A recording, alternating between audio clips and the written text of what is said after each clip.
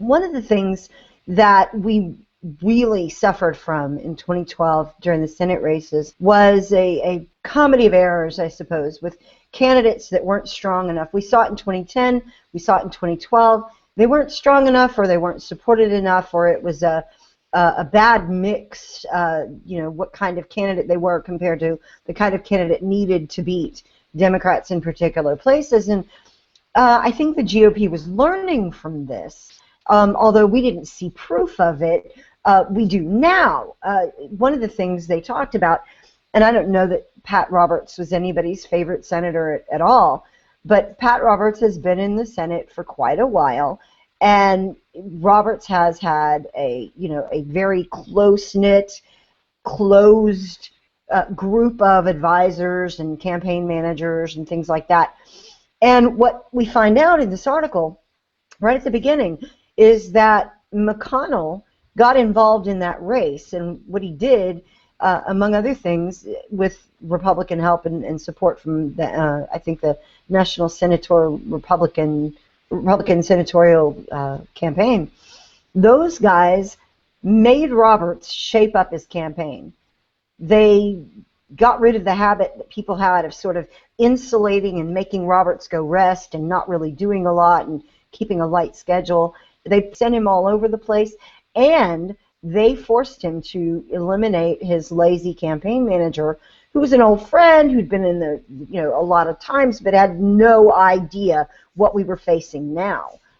Another really great anecdote, and I'm attempting to find it in this article, it seems that they called in these, the different candidates from all across the country to come in and have a sort of a confab. Let's talk about how we're going to run a campaign, how you're going to handle different issues, what you need to know to be on the same page. And here's what it says. Minutes after landing at Reagan National Airport one day, early this year, many GOP Senate hopefuls found themselves besieged at baggage claim by people with cameras yelling questions at them about abortion and rape. Take that in for a second. This was no impromptu press news conference, but rather Republican staffers in disguise trying to shock the candidates into realizing the intensity of what lay before them. If that isn't a move in the right direction, I don't know what is. I was so excited to see that.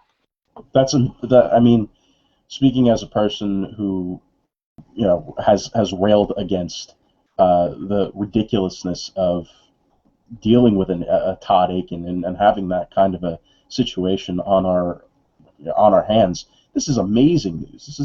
This is outstanding. This is huge. It's completely different from the sort of, slow, let everything wash over you situation that we had with the Republicans before, where we didn't do media training. Media training is words that were not in our dictionary, and if they were, they weren't anywhere near each other. But this is, that's huge to have those guys realize that, hey, they are under attack by the media, so you better get used to defending yourself. You know what this was? This was like training our military to go do special ops in the Middle East, because you're not just fighting against the enemy. Any of the locals can be dangerous.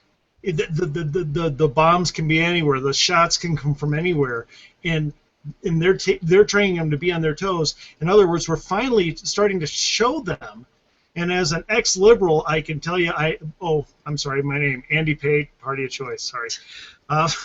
As an ex-liberal, I can tell you, it makes me so happy that the Republicans are finally starting to see just what they are up against. They are up against people with no conscience, no lines, no restrictions within what they will do, no heart, no soul. These people will do anything to destroy them, and they finally get it. What Boehner did was terrible. There's absolutely no defense of that. And I loved how Cruz stood up. I loved how Cruz spoke the truth. My only thing was this: there were people on the delay side versus defund who said, we love everything about it, but we don't like the strategy.